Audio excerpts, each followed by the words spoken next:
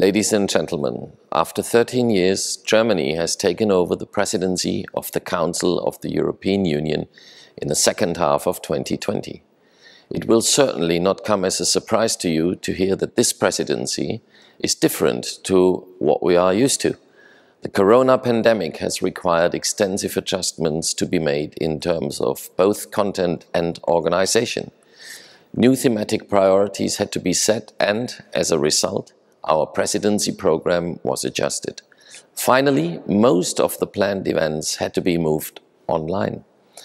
In the following, I would like to briefly outline the priorities of the German presidency in the area of responsibility of the Federal Ministry of the Interior, and then go into more detail about the specific objectives in the area of spatial development policy. The presidency program of the Federal Ministry of the Interior is entitled Together in Europe, Together for Europe. The notion of common ground underlies the plans of my ministry during the presidency in a very fundamental way. The corona pandemic in particular has once again shown that a collective Europe must be strong and crisis-proof. During our presidency, we are therefore working to improve EU crisis management so that Europe is even better prepared for future crises. We want to initiate a sustainable economic recovery, and in doing so, the German presidency will focus on setting the agenda for European cohesion policy and strengthening integration in Europe.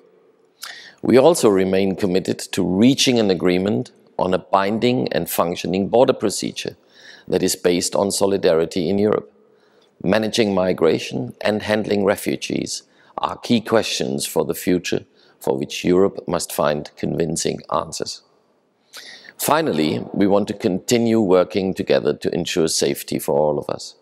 Europe must remain a place where people feel free and safe. And furthermore, one of the most important objectives is to strengthen cohesion in the European Union.